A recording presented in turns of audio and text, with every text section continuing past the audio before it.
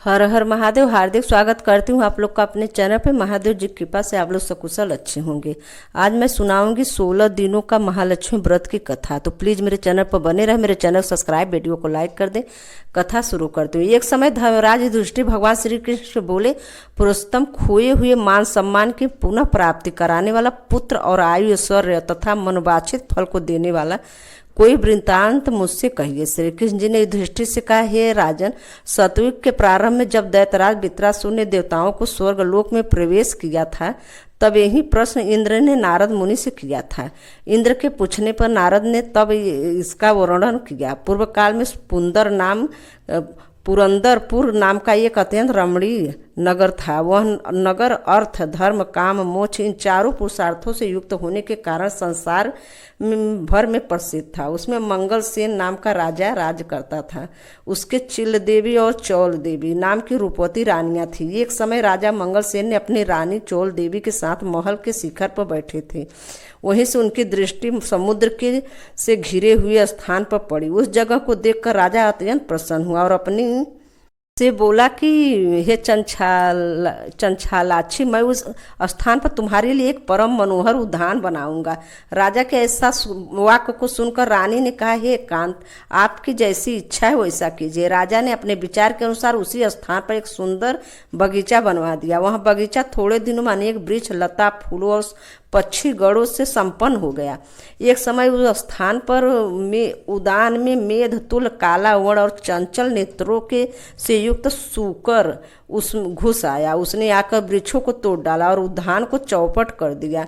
यही नहीं, सूकर ने बगीचे के कई रखवालों को मार डाला। तब उद्यान के रक्षक उससे भयभीत होकर राजा के पास आए और सब हाल कह सुनाया। अपने रक्षक को भयभीत देखकर होकर राजा के पास आए, तब हाल कह सुनाया। उसने परम रम और उद्यान के उजड़ने की बात सुनकर राजा के नेत्र क्रोध से लाल हो गए। राजा ने अपनी सेना को आज्ञा दी कि शीघ्र जाकर उस सुगर को मार डालो। यही नहीं, राजा स्वयं भी मतवाले हाथी पर उद्यान की ओर चल पड़ा। राजा बोला कि यदि किसी की बगल से यह सूकर निकल जाएगा तो मैं उससे सिपाही का सिर शत्रु की भांति काट डालूंगा। राजा कैसे वचन सुनकर सूकर जिस भाग से स्वयं राजा खड़ा था उसी मार्ग से मनुष्यों को विदड़ करता हुआ निकल गया। राजा अपने घोड़ों को मारता ही रह गया।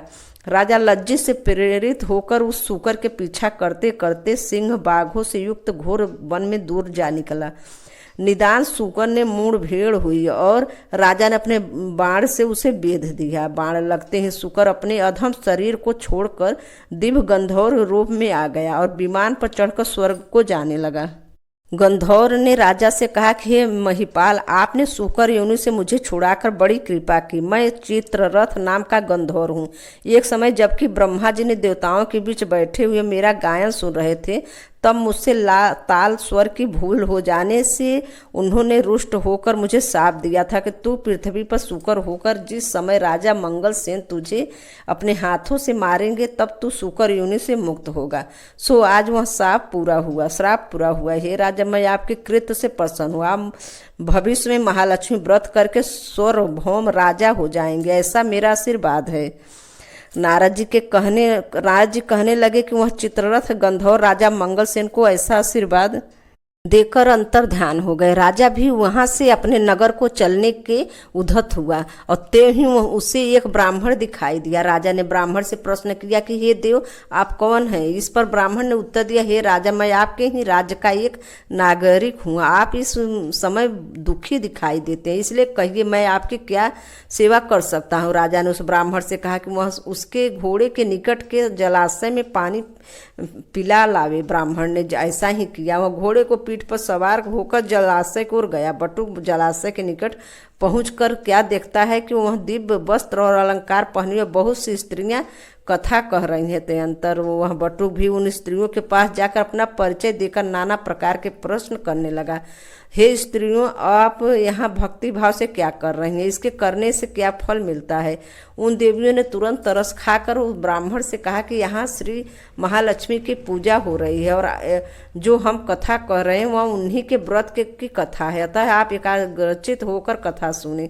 इस व्रत के करने से हर प्रकार की संपत्ति की प्राप्ति हो सकती है तथा अपना खोया हुआ यश भी प्राप्त होता है, इसमें कोई संदेह नहीं। इस प्रकार बटुक को उन स्त्रियों ने व्रत का वृतांत कह सुना। बटुक ने घोड़े को जल पिलाया और राजा के लिए कमल के पत्तों में जल लेकर वहां से लौट आया। ब्राह्मण ने लौटकर सारा किस्सा राजा को सुनाया और यही व्रत की कथा से कह सुनाई। व्रत की कथा राजा से कह सुनाए। महालक्ष्मी का पूजन तथा व्रत करके राजा अपने ईश्वर का भागी बनकर वन में उस बटुक को साथ ले कर अपने राजधानी को लौट आया। सबसे पहले राजा अपने मित्र बटुक के साथ अपनी बड़ी रानी चौल देवी के महल में गया। रानी ने जब राजा के दाहिने हाथ में बंधा हुआ डोरा देखा तो वह राजा से रुष्ट हो गई। वह वन में यह डोरा किसी अन्य स्त्री ने राजा को बांध दिया है, ऐसा विचार कर चौल देवी ने राजा के हाथ से वह डोरा तोड़कर पृथ्वी में फेंक दिया। उसी समय छोटी रानी चिल्ले देवी भी वहां आ गई। वह उस डोरे को उठाकर पास ही खड़े बटुक ब्राह्मण से उस डोरे के संपूर्ण रहस्य पूछती हैं। और दूसरे वर्ष जब महालक्ष्मी के व्रत का दिन आता है तब राजा अपने हाथ के डोरे को देखते हैं और रानी चिल देवी के महल में व्रत और पूजा आदि का संदेश पाकर पहुंच जाते हैं। वे इस प्रकार रानी चोल देवी से रुष्ट हो जाते हैं और रानी चिल देवी से प्रसन्न हो जाते हैं। और पूजन के दिन ही लक्ष्मी जी रानी चोल देवी के महल में एक बुद्ध के रूप में धारण कर पहुंचती है। वहां चोल देवी लक्ष्मी जी का अनादर करती है और अप्रसन्न होकर लक्ष्मी जी रानी चोल देवी को साप देती है कि जा तेरा मुख सुकरी बन हो जैसा हो जाएगा। जब तू अंगिरा ऋषि के आश्रम में जाएगी तब वहां के कृत्य से तू अपना स्वरूप प्राप्त करेगी। इसके बाद लक्ष्मी जी रानी चील देवी के महल में गई। वहां रानी ने उसका बड़ा आदर किया और प्रसन्न होकर लक्ष्मी जी ने रानी चील देवी से कहा कि हे रानी, मैं तेरे पूजन तथा आदर सत्कार से प्रसन्न हूँ, तू वर मांग। तब रानी चिल देवी ने प्रार्थना करते हुए कहा कि हे देवी, जो भी तुम्हारे इस व्रत को करे उसके घर में तुम सदा निवास किया करो। जो आपके इस व्रत की कथा को श्रवण करे और पढ़े उसकी आप सभी कामनाएं पूरी किया करे। मैं आपसे बस यही वरदान चाहती हूँ। तब लक्ष्मी जी ने रानी चिल देवी को वरदान देकर अंतर ध्यान हो जाती है। उसी दिन रानी चोल देवी द्वारपालों द्वारा अपने सुकरी जैसा मुख को जाने के कारण अपमानित होती हैं। जब रानी चोल देवी अपना मुख दर्पण में देखकर अपने किए पर पछताती हैं। लक्ष्मी जी के श्राप के अनुसार रानी चोल देवी अंगिरा ऋषि के कहने के अनुसार महालक्ष्मी व्रत करती हैं और अपना खोया हुआ स्वरूप प्राप्त करती हैं। ऋषि के आग्रह से राजा मंगलसेन अपनी बड़ी रानी को ग्रहण करते हैं। इस प्रकार मंगलसेन अपनी दोनों पत्नियों सहित बहुत वर्षों तक राज सुख भोग किया। वह अपने समय का चक्रवर्ती राजा माने जानने लगे और उन्होंने बटुक ब्राह्मण को भी विशाल राज्य का मंत्री बना दिया। राजा मंगलसेन ने अपनी रानियों के निरंतर इस व्रत करते रहने के कारण अंत में स्वर्ग को गए और आकाश में उन्हें स्वर्ण नक्षत्र का रूप प्राप्त हुआ। अतः में ऋषि नारद ने इंद्र से कहा, हे देवराज, जो भी इस व्रत को करेगा वह इस लोक में समस्त सुख भोग कर मोक्ष को प्राप्त होगा। अतः तुम भी वित्रासुर दैत्य का नाश करने हेतु इस व्रत को करो। आगे दूसरी कथा। एक समय महर्षि श्री व्यास जी हस्तिनापुर पधारे। उनका आगमन सुनकर महाराज धीरराज उनको आदर सहित उनको राजमहल में ले गए। स्वर्ण सिंहासन पर विराजमान कर चरणोदक से उनका पूजन किया। श्री व्यास जी से माता कुंती तथा गंधारी ने हाथ जोड़कर प्रश्न किया कि हे महामुनि, आप त्रिकालदर्शी हैं, अतः आपसे हमारी प्रार्थना है कि आप हमको ऐसा सरल व्रत तथा पूजन बताए जिससे हमारा राज्य, लक्ष्मी, सुख, संपत्ति, पुत्र पौत्र आदि से परिवार सुखी रहे। इतना सुनकर श्री व्यास जी कहने लगे कि हम एक ऐसे व्रत का वर्णन करते हैं जिससे सदा लक्ष्मी जी का निवास होकर सुख समृद्धि होती है। यह श्री महालक्ष्मी जी का व्रत है जिससे प्रतिवर्ष अश्विनी कृष्ण अष्टमी को विधिवत किया जाता है। तब कहा कि महामुनि, इस व्रत की विधि हमें विस्तार पूर्वक बतलाइए, कृपा करें। तब व्यास जी ने बोले कि हे देवी, इस व्रत के भाद्रपद शुक्ल अष्टमी से प्रारंभ किया जाता है। इस दिन स्नान करके 16 सूत का धागों का डोरा बनाए, उसमें 16 गांठ लगाए, हल्दी से पीला करे और प्रतिदिन 16 दूब या 16 गेहूं के डोरे को चढ़ाए और अश्विनी यानी कि कुवार कृष्ण की अष्टमी के दिन उपवास रखकर मिट्टी के हाथी पर श्री लक्ष्मी जी का प्रतिमा स्थापित कर विधिवत पूजन करे। इस प्रकार श्रद्धा भक्ति सहित महालक्ष्मी जी का व्रत पूजन करने से आप लोगों को राज लक्ष्मी सदा अभिवृद्धि होती रहेगी। इस प्रकार व्रत का विधान बतलाकर श्री व्यास जी अपने आश्रम की ओर प्रस्थान कर गए। इधर समय के अनुसार भाद्रपद शुक्ल अष्टमी से गांधारी तथा कुंती अपने अपने महलों में नगर की स्त्रियां सहित व्रत का आरंभ करने लगी। इस प्रकार 15 दिन बीत गए। 16वें दिन अश्विनी कृष्ण अष्टमी के दिन गांधारी नगर की सभी प्रतिष्ठित महिलाओं को पूजन के लिए अपने महल में बुलावा लिया। माता कुंती के यहाँ कोई भी महिला पूजन के लिए नहीं आई। साथ ही माता कुंती को भी गांधारी ने नहीं बुलाया। ऐसा करने से माता कुंती ने अपना बड़ा अपमान समझा। उन्होंने पूजन की कोई तैयारी नहीं की और उदास होकर बैठ गई।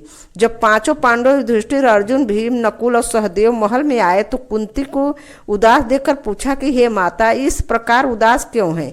आपने पूजन की तैयारी क्यों नहीं की? तब माता कुंती ने कहा कि हे पुत्र, आज महालक्ष्मी जी का व्रत है। उसका उत्सव से महल में मनाया जाता है। उन्होंने नगर की समस्त महिलाओं को बुला लिया है और उनके 100 पुत्रों ने मिट्टी का एक विशाल हाथी बनाया है, जिस कारण सभी महिलाएं उसे बड़े हाथी का पूजन करने के लिए गांधारी के यहाँ चली गई हैं।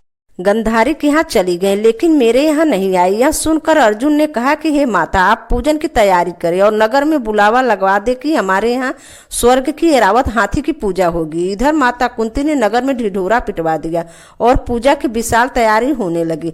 अर्जुन ने स्वर्ग से ऐरावत हाथी को बुलावा लिया। इधर सारे नगर में शोर मच गया कि कुंती के महल में स्वर्ग से इंद्र का ऐरावत हाथी पृथ्वी पर उतरकर पूजा जाएगा। समाचार को सुनकर नगर के सभी नर नारी, बालक और बुद्ध भीड़ एकत्रित होने लगी। उधर गांधारी के महल में हलचल मच गई। वहां एकत्र हुए सभी महिलाएं अपनी अपनी थालियां लेकर कुंती के महल की ओर जाने लगी। देखते ही देखते कुंती का सारा महल ठसाठस भर गया। माता कुंती ने ऐरावत को खड़ा करने हेतु अनेकों रंग के चौक पुरवाकर नवीन रेशमी वस्त्र बिछाकर नगरवासी स्वागत की तैयारी में फूल माला और अबीर, गुलाल, केसर हाथ में लिए पंक्तिबद्ध होकर खड़े थे। जब स्वर्ग से ऐरावत हाथी पृथ्वी पर उतरने लगा तो उसने आभूषण की ध्वनि सुनकर ध्वनि गूंजने लगी। ऐरावत के दर्शन होते ही जय जयकार के नारे लगने लगे।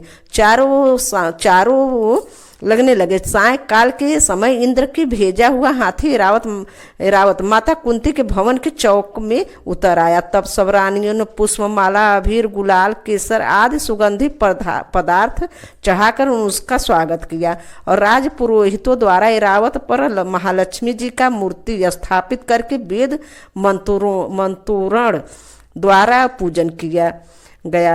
नगरवासियों ने भी महालक्ष्मी पूजा की। फिर अनेकों प्रकार से पकवान लेकर ऐरावत को खिलाया और यमुना का जल उसे पिलाया। फिर राज पुरोहितों द्वारा स्वास्तिक वाचन करके महिलाओं द्वारा महालक्ष्मी का पूजन कराया गया। इसके बाद 16 गांठों वाला डोरा लक्ष्मी जी को चढ़ाकर अपने अपने हाथों में बांध लिया। ब्राह्मणों को भोजन कराया गया। दक्षिणा के रूप में स्वर्ण आभूषण, वस्त्र आदि दिए गए। तत्पश्चात महिलाओं ने मिलकर मधुर संगीत, लोहरियों के साथ भजन कीर्तन कर संपूर्ण रात्रि जागरण कर महालक्ष्मी व्रत का जागरण किया और फिर दूसरे दिन प्रातः राज पुरोहित द्वारा वेद मंत्रों के साथ जलाशय में महालक्ष्मी जी की मूर्ति का विसर्जन किया गया। फिर ऐरावत को विदा कर इंद्रलोक को भेजा गया। इस प्रकार जो स्त्रियां महालक्ष्मी व्रत का विधि पूर्वक व्रत या पूजन करती हैं उनके घर में धन धान से पूर्ण रहते हैं तथा उनके घर में महालक्ष्मी जी का सदा निवास रहता है। कथा यहीं पे समाप्त होती है। बोलो प्रेम से माता लक्ष्मी की जय।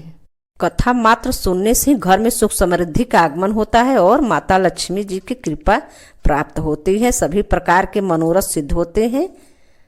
जय माँ लक्ष्मी। हर हर महादेव। धन्यवाद।